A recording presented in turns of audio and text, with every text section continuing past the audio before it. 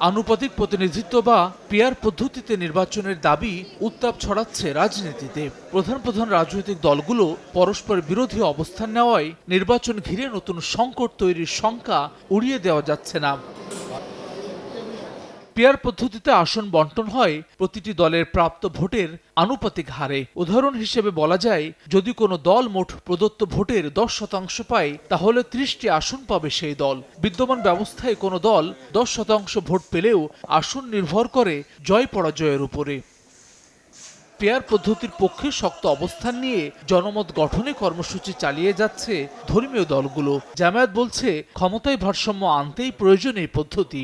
বহুদলীয় রাজনীতির যেটা চিন্তা এখন দুনিয়া সব জায়গাতে হচ্ছে, সব মতকে সংসদে অ্যাকোমোডেট করার, এটা পিআরের মাধ্যমে এটা সম্ভব। আমরা তো শুধুমাত্র একটি নির্বাচনের কথা ভাবছি না। একটি দেশ যদি ফেসিবাদ মুক্ত হয়ে ভালো অবস্থায় থাকতে চায়, যেতে চায়, তাহলে তাকে অবশ্যই একটি সর্বজন স্বীকৃত ভালো একটি কাঠামোতে তাকে আসতে হবে। পিআর নিয়ে মধ্যপন্থা নিয়েছে এনসিপি, শুধু উচ্চ কক্ষে এ পদ্ধতির পক্ষে দলটি। আমরা মনে করি জাতীয় ঐক্যমতের স্বার্থে দুই দলই এবং দুই পক্ষই সবগুলো দলই যদি একটা জায়গায় আসে যে অন্তত উচ্চকক্ষে পিআরের ক্ষেত্রে, তাহলে সেটি বাংলাদেশের রাজনৈতিক ইতিহাসে একটি অবিস্মরণীয় ঘটনা হবে। কোনো কক্ষেই পিআর পদ্ধতি না চাওয়া বিএনপি বলছে, বেশি আসনের লোভে এ পদ্ধতিতে নির্বাচন চায় অনেকে। তবে দলটির মূল চিন্তা, এই পদ্ধতির মাধ্যমে পুনর্বাসিত হতে পারে আওয়ামী লীগ।